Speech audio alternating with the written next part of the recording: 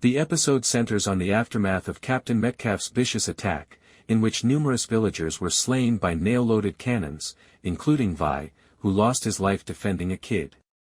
Kamehameha chose mercy above vigilance, and Kayana, who had cautioned him against putting his trust in the foreigners, is now overcome with sadness and wrath. This tragedy could challenge Kamehameha's pacifist beliefs and encourage Kayana to support war more vigorously. With the support of King Kahekili's army, Kamehameha's cousin Keoua intends to launch an assault on the Kohala area. He was directly provoked by his previous destruction of food storage houses, and with Kahekili's help, he hopes to depose Kamehameha and become the war god. Keoua's plans for this attack may be shown in the episode, emphasizing his vicious ambition. As the British betrayal and Keoua's aggression put Kamehameha's law of the splintered paddle, which forbids needless killing, to the test, he confronts increasing strain. The episode might examine whether he changes his mind about this law, weighing the need to protect his people against his wish for peace.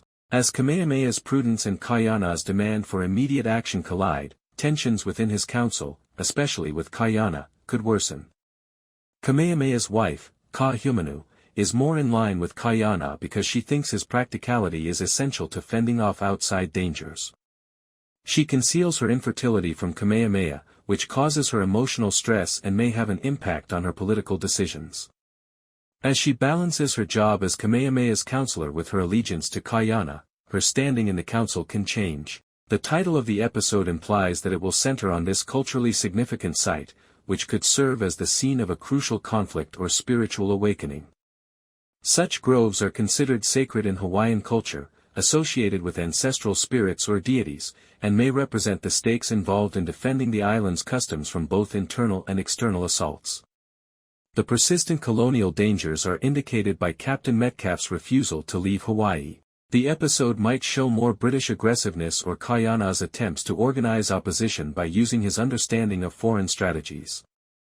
The internal struggle between Kayana's radicalism and Kamehameha's diplomacy is made worse by this outside pressure.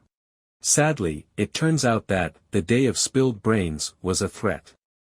The day, which is named by Tala, the blind prophetess and seer who senses the impending catastrophe, is when Captain Simon Metcalfe, Jason Hood, massacres almost a whole village of gullible people.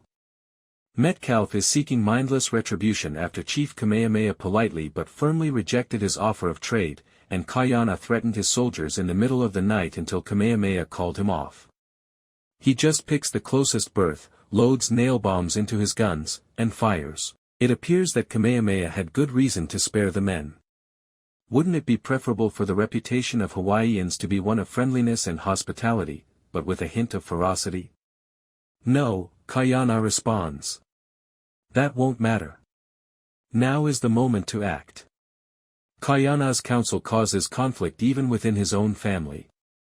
His big main brother Nahi is determined to treat these jerks like Captain Cook, and Tony is obviously more aware of their character and the danger they pose than anybody else.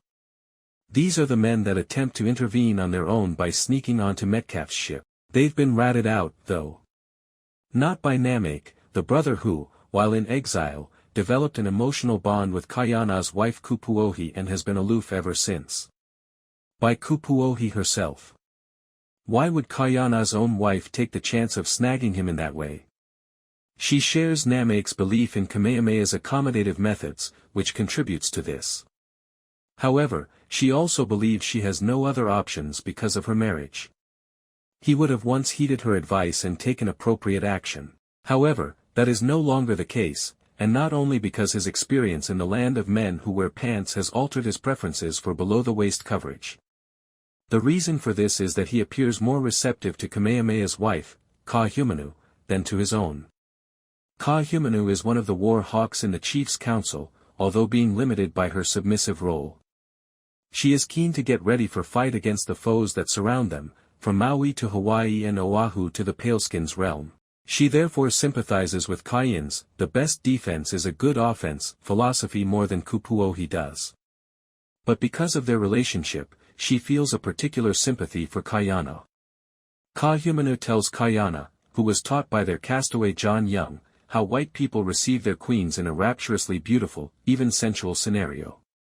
She shows the women's curtsy to their mutual enjoyment. However, men bow down, take the queen's hand in their own, and plant a kiss on it. The kneeling is something that Kahumanu insists on. Kayana appears pleased than we've ever seen him to comply, even if he kneels for no one. To see such a strong man willingly bow down to a woman just because she asked him to. Hot stuff. If only Kamehameha had that kind of flexibility. No matter how hard they try, no one can convince him that the pale skins pose a far greater threat than he could have ever imagined. His ideas are admirable. However, what use do rules serve to punish those who do not want to follow them? Laws against men who believe they are exempt from the law are useless. How do you convince anyone to listen to you about the enemy when the adversary is so horrible that to explain them frankly and truthfully is to sound insane?